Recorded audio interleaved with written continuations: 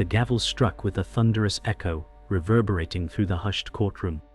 The guarded survivor flinched, their breath shallow, eyes darting toward the corrupt lawyer, who stood tall, lips curved in a cold smile. Justice had been mocked before their eyes. The reluctant firestarter muttered, "They call this justice. It's a lie." Shadows clung to the walls as whispers swept across the benches, every sound sharp, cutting into the heavy silence. The steady anchor leaned close and said, "Stay calm, we can't afford a slip now." Yet beneath their tone lay unease, cracks beginning to show. The journalist scribbled furiously, pen scratching like a blade against truth's shield. The warm comforter clasped trembling hands, their voice soothing but faintly trembling. "We will find a way, even if the walls close in." The corrupt lawyer raised his chin, gaze proud, soaking in victory as if it were inevitable. The velvet blade, silent in the back, watched with predatory calm. Outside, rain lashed the courthouse windows, as though the sky itself mourned what had just unfolded. The courtroom emptied with reluctant footsteps, echoes bouncing off marble floors. The guarded survivor lingered, shoulders hunched, staring at the door as though it concealed the answers she desperately needed. The warm comforter murmured, "You can't stay here forever, it will consume you." The reluctant firestarter kicked a chair aside, muttering curses under his breath. The journalist tightened his grip on the notebook, whispering, "This isn't over. Truth has a way of cutting through the dark." Outside, the storm raged, but inside the courthouse silence clung, oppressive and suffocating. In a cramped office, papers covered the journalist's desk, scattered like broken truths. He dialed a number with trembling fingers, voice steady but urgent. "We need to talk, tonight." The reluctant firestarter sat cross-legged on the floor, sketching the corrupt lawyer's smirking face with sharp lines, whispering, "He thinks he's untouchable." Outside the window, thunder rolled like a warning, shaking the glass with each boom. The steady anchor sat in the corner of a dim cafe, sipping coffee with deliberate calm, yet his gaze shifted nervously at every creak of the door. The guarded survivor entered, dripping rain, her expression tight with fear. "You said you had something," she demanded. He leaned forward, whispering, "It's bigger than we thought. He owns half the city." The rain outside tapped like impatient fingers, a rhythm that matched their rising dread. The velvet blade stood in a polished study, shelves lined with pristine books, every surface spotless. He whispered to his reflection, "They think they're close, but they're children chasing shadows." His eyes locked on a sealed envelope, resting on the desk. Outside, lightning flared, illuminating his composed silhouette, casting long shadows that devoured the walls. The guarded survivor walked through the rain-soaked streets, her steps heavy, as if each one carried the weight of the past verdict. She stopped at a dim corner, staring at a boarded building that once housed her family's dream. Her chest tightened, memories flooding like ghosts. The warm comforter appeared at her side, umbrella shielding them both, whispering, "This pain doesn't define you." Her jaw trembled, eyes fixed ahead. "But it never leaves me," she replied. The reluctant firestarter leaned against a lamppost, his restless energy vibrating, sketchbook tucked under his arm. "He's not untouchable," he said firmly, anger fueling his words. The steady anchor emerged from the shadows, carrying coffee in his hand, calm voice steady. "We'll need patience. This isn't just about truth, it's about surviving it."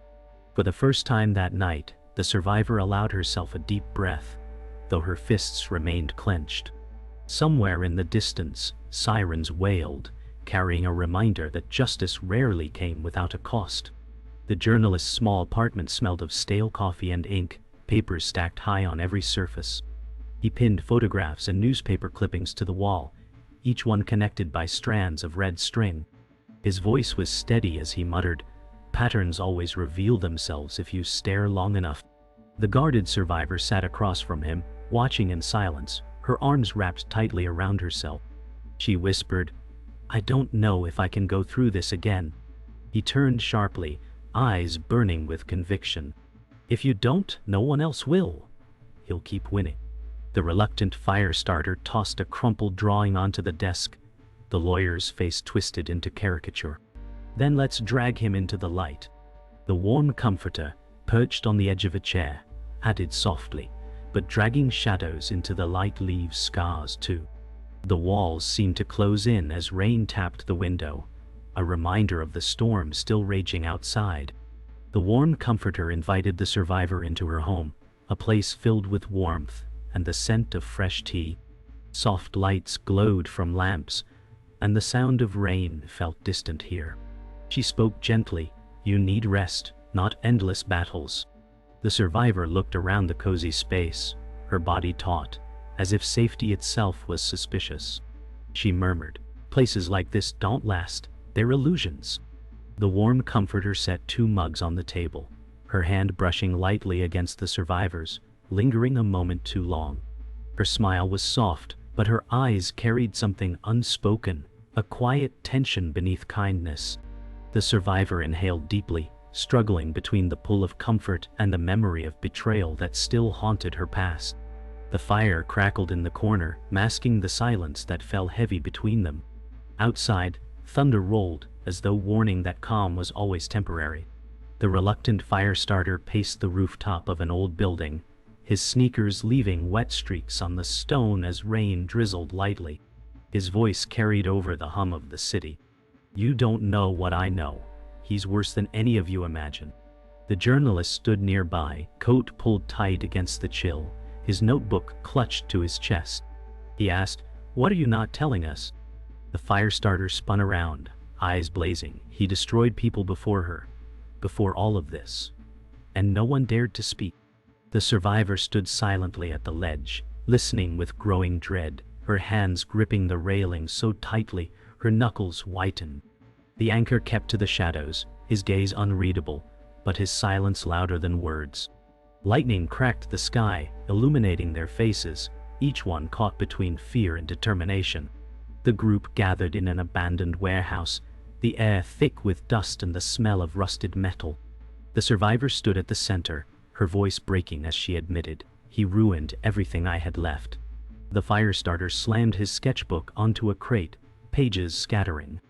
"Then it's time to burn his empire down." The anchor picked up one of the pages, expression unreadable, his words calm but sharp. "Burning doesn't always end it. Sometimes it only feeds the flames."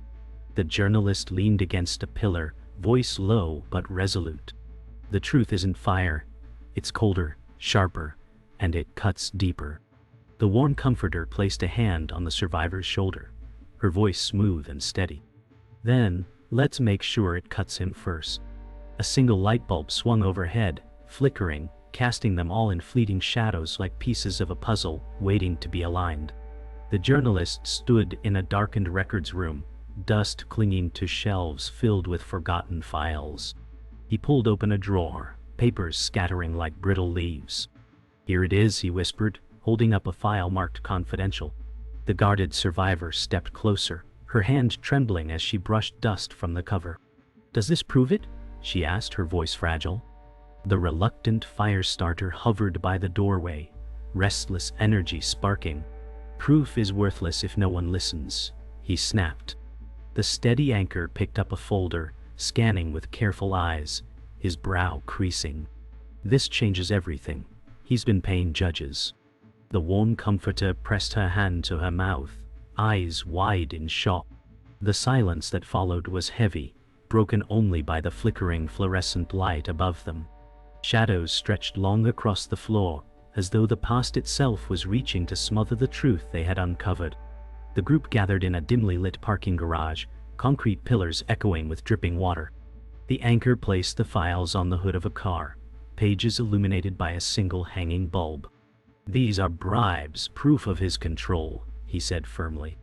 The survivor leaned forward, eyes burning with both fear and hope. "If we bring this out, they'll come for us," she whispered. The journalist adjusted his glasses, scanning the pages quickly. "It's not just bribes, he's laundering money through charities." The fire starter spat angrily. "He steals hope and sells it back to them." The comforter placed a hand on the survivor's shoulder, her voice soft. "You've already survived worse. You can survive this too." Tires screeched faintly in the distance, making them all flinch. The garage seemed to close in around them, the air thick with dread as they realized what this discovery would unleash. At dawn, the journalist sat at his desk, typing furiously, the clatter of keys filling the silence. He muttered, "This story can bring him down." The survivor paced behind him, her nerves fraying with each word he wrote. "You don't know the danger," she said sharply. The fire starter leaned against the wall, defiant. Danger is the only language he understands. The comforter appeared calm, pouring tea with deliberate care, her voice smooth. "Every word you print will put a target on your back." The anchor checked his phone, eyes narrowing at a message. "We may already be watched," he warned. The room grew colder.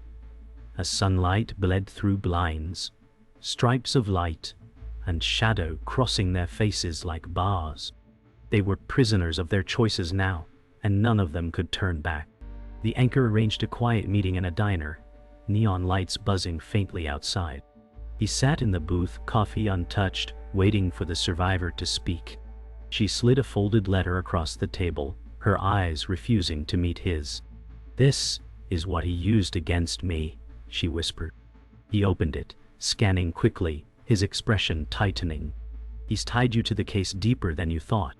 The fire starter slammed his hand against the table, startling everyone.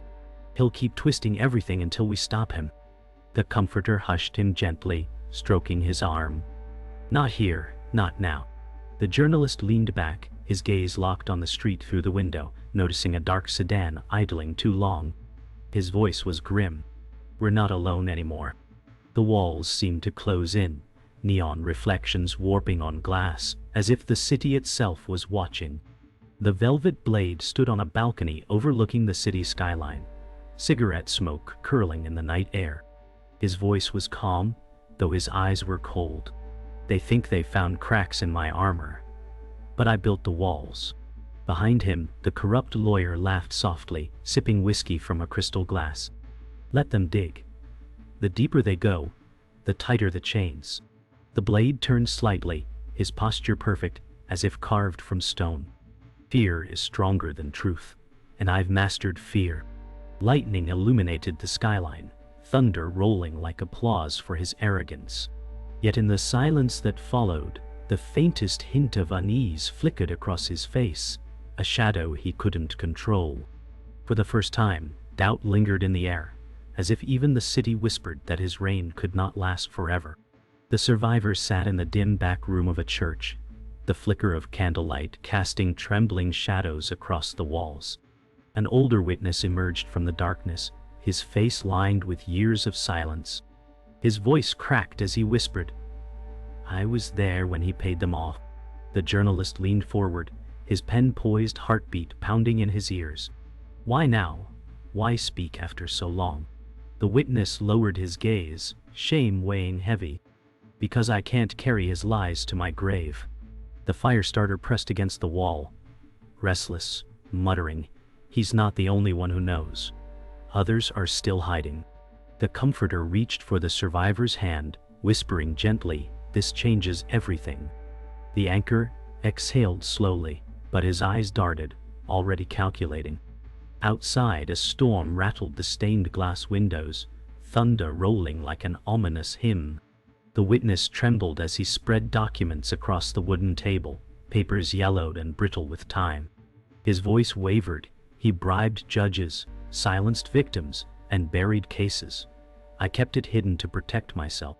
The survivor's throat tightened as she whispered, "You could have saved us sooner." His eyes glistened with regret. "Fear makes cowards of us all." The journalist scribbled furiously, his pen digging into the page. The fire starter clenched his fists, pacing like a caged animal. "Cowards don't change history," he snapped. The comforter hushed him, but her eyes betrayed unease, flickering toward the anchor, who stood still as stone. Outside, the rain hammered harder against the stained glass, colors bleeding into the room, as though the church itself was weeping with them. Later that night, the group huddled in a safe house, the air heavy with unease. The anchor's voice was low as he warned, "If these files go public, he'll unleash everything he has." The survivor shook her head, fear battling determination. He already destroyed my life. What else can he take? The journalist slammed a folder onto the table. He can't take the truth. We bury it, he wins forever. The fire starter leaned forward, eyes burning. Then let's light the fuse. The comforter sighed, her tone measured. Every fuse leaves ashes, and those ashes choke the living. Their words clashed in the dim room, the walls holding their fear like secrets. Outside, a siren wailed faintly, reminding them that the city's predators never slept. The survivor found herself alone in a quiet room, clutching a faded photograph. It was the lingering memory, smiling, bright, forever young. Her voice broke as she whispered, "Why did you leave me?" The memory's laughter seemed to echo in the silence, though only in her mind. The comforter entered quietly, placing a gentle hand on her shoulder. "Some ghosts never fade," she said softly. The survivor's eyes glistened with tears, torn between grief and resolve. "He used your name against me," she whispered, voice trembling. The comforter's face darkened, but she quickly forced a smile, hiding something deeper. The storm outside surged again, the windows rattling as if the world itself was mourning with her. The survivor clutched the photograph tighter, the memory's presence both comfort and curse. In his office, the corrupt lawyer poured himself another drink, ice clinking against glass. His smirk widened as he muttered, "They think they've cornered me. Fools." The velvet blade entered silently, his presence commanding, his eyes cold. "They've uncovered more than you realize," he said with calm menace. The lawyer scoffed, sipping his whiskey. "I own the judges. I own the system." The blade's lips curved slightly, though it was not a smile. Even walls crumble when the foundation rots. A long silence filled the room, broken only by the ticking of a clock. For the first time, unease flickered in the lawyer's eyes, though he quickly masked it. Outside, lightning struck, casting the room in a flash of stark white, revealing just how fragile his arrogance had become. The courtroom was packed, the air suffocating with tension as the trial began. The corrupt lawyer strode in confidently, his polished shoes echoing like a challenge. The survivor sat rigid, every breath a battle against panic. The journalist's pen scratched rapidly, his notes frantic as if recording history in real time. The firestarter whispered furiously, "He's laughing at us." The anchor shifted uneasily, eyes darting toward the jury. The comforter leaned closer to the survivor, her tone soft, "Breathe. We're not alone in this." The judge banged the gavel, his eyes heavy with weariness. The lawyer's smirk widened as if justice itself was his puppet. Yet, for the first time, cracks in his certainty shimmered under the fluorescent lights. The survivor rose to the stand, her palms trembling as she placed them on the wooden rail. The room hushed instantly. Her voice quivered at first, "He destroyed everything I loved." The lawyer leaned back smugly, whispering something to his aide. The journalist's pen froze mid-stroke, eyes locked on her. The firestarter clenched his jaw, muttering, "Say it all, make them hear." The comforter nodded reassuringly, her gaze fixed on the trembling figure. The anchor folded his hands, his expression unreadable. The survivor steadied her voice, pain breaking through like thunder. "He bought silence with fear, but not mine anymore." Gasps rippled through the courtroom. For a moment, the walls themselves seemed to echo her courage. The journalist presented evidence, stacking files thick with corruption on the table. His voice shook with restrained fury. These documents reveal bribes, laundering, and intimidation. The lawyer rose abruptly, shouting, "Objection!" but his voice cracked under the weight of exposure. The judge silenced him, allowing the evidence to remain. The survivor's heart pounded, her hope flickering brighter. The firestarter grinned faintly, whispering, "Now he bleeds." The comforter touched the survivor's arm softly, grounding her. The anchor shifted in his seat, a shadow crossing his expression. Every paper turned was a dagger in the lawyer's armor, and for the first time his confidence faltered under the courtroom's gaze. The cross-examination burned like fire. The lawyer's voice lashed with venom, twisting every word of the survivor's testimony. She fought to steady her breath, refusing to let him shatter her.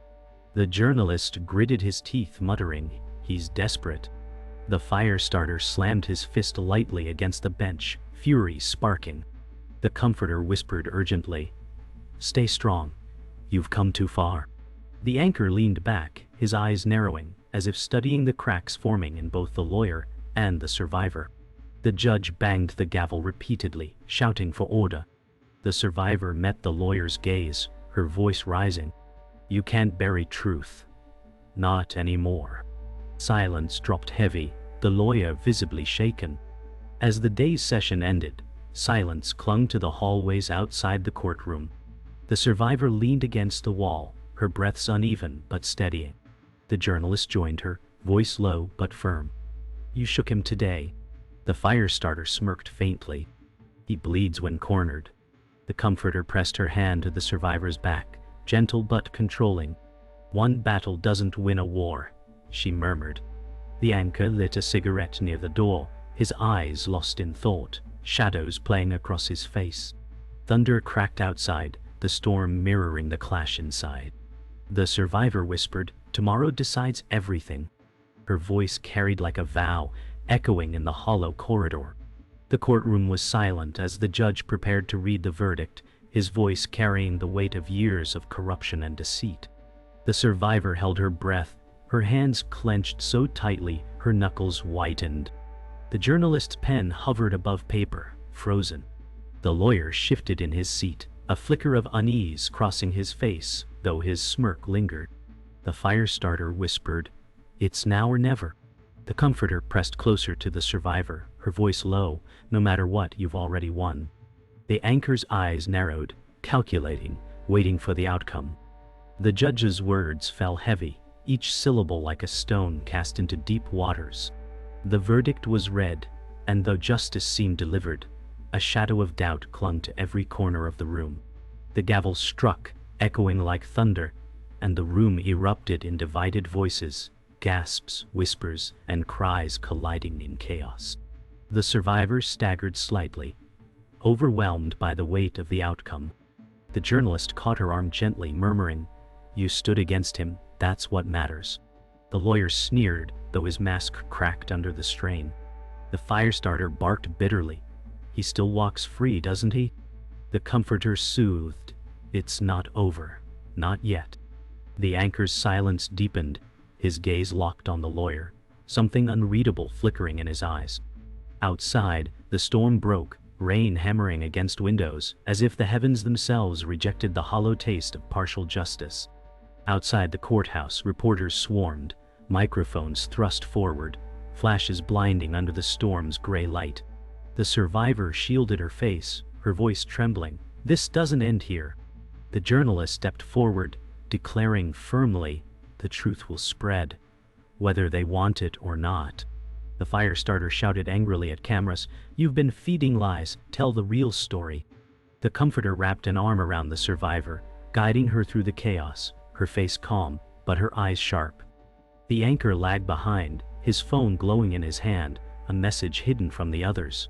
The lawyer emerged flanked by guards, his smirk faint but defiant, the storm soaking his tailored suit. Lightning cracked above, painting the scene in stark brilliance. Later, in a dim hotel room, the group gathered around a flickering lamp. The survivor sat at the edge of the bed, voice hollow. "I thought justice would feel different." The journalist rubbed his temples, exhaustion etched into his face. "Justice is rarely clean. But the truth is out now." The firestarter slammed a notebook shut. "The system is broken. We need to tear it down." The comforter placed a hand on his shoulder, murmuring, "Rage consumes more than it frees." The anchor lit another cigarette, his voice flat. "Maybe the system was never meant to save us." Silence pressed on them, thicker than the storm outside. Each carried the weight of what justice denied, and the cost of truth revealed. That night, the corrupt lawyer stood on the steps of his office, cameras flashing as he declared victory. "Justice has spoken," he boasted, his voice dripping with arrogance. But behind closed doors, unease tightened his chest. The velvet blade appeared silently, his shadow merging with the storm's darkness. His words cut like ice. You think this is over, but they've planted seeds. Seeds grow even in poisoned soil. The lawyer's smirk faltered, replaced by a flicker of dread. The blade's gaze lingered, unblinking, before he turned into the night.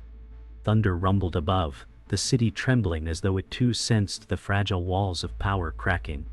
Dawn found the city rinsed in silver after the storm, and Elena Ward stood at the courthouse steps as if tethered to a fault line. Daniel Brooks said, "Your words cracked him, even if the verdict wavered." She answered, "Cracks do not free the trapped." Theo Reed paced, sparks in his voice. "Then we pry them wider." Mara Collins moved closer, a gentle orbit. "Hold to breath, not anger," she said. Jonah Pike watched the street with a century's stillness, eyes on the shadows that never left.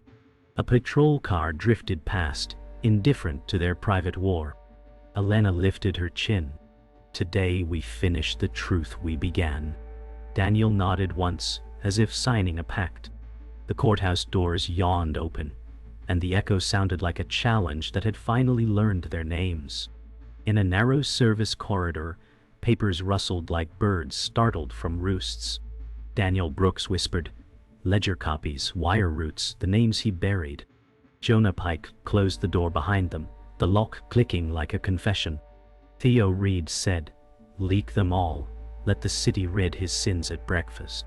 Mara Collins touched Elena's wrist. "Floods drown as well as cleanse," she said. Elena breathed through the ache. "We do this clean. No lies, no riddles." Daniel arranged the files into a spine that could finally stand. "Then we show the payments, the threats, the bought silences." Footsteps passed beyond the wall, a reminder that fear still patrolled. Elena folded the last page flat and said, "Truth goes first and we follow." Across town, Victor Hale stood in a glass office that reflected the skyline like a weapon. Adrian Cole poured whiskey with hands that tried not to shake. "They have paper," Adrian said, forcing a smile. "Paper burns." Victor's voice was velvet drawn over steel. "Ash still stains," he replied. Lightning lingered only in memory, yet the room felt charged. "Call the favors," Adrian said. "Call the debts." Victor watched the city, a still blade. Debts change when fear changes owners. A silence settled, surgical and cold. Adrian set the glass down too hard, a hairline crack spidering out. "They cannot win." Victor did not turn. "They already changed the ending you promised yourself." Elena Ward returned to the river where the city keeps its secrets, the wind combing ripples into thin lines. She held a sealed letter against her chest, breath catching on memories. "Lila," she said, "I carried the silence because I feared the answer." Mara Collins stood a pace behind, voice gentle. "Grief is not a debt you owe." Daniel Brooks waited with the camera, not to exploit, but to witness. Theo Reed sketched the waterline like a map back home. Jonah Pike kept watch, the world narrowed to their circle. Elena opened the letter and read what she already knew. "You would have wanted the truth unhidden." The wind lifted the page, and she let it move through her open hands. By twilight, the story went live, and the city inhaled like a crowd before a verdict. Headlines braided names with numbers, and Adrian Cole felt the ground tilt as phones began to ring without mercy. Daniel Brooks said, "We published every receipt." Elena Ward answered, "Then the night can keep what it owns, and we keep the rest." Theo Reed laughed once, fierce and small. Mara Collins whispered, "Be ready for the cost." Jonah Pike stared at the horizon where lights blink like warnings. Somewhere a siren rose, and somewhere a door opened. The last line of the article burned into every screen. "If power rewrites memory, remember louder."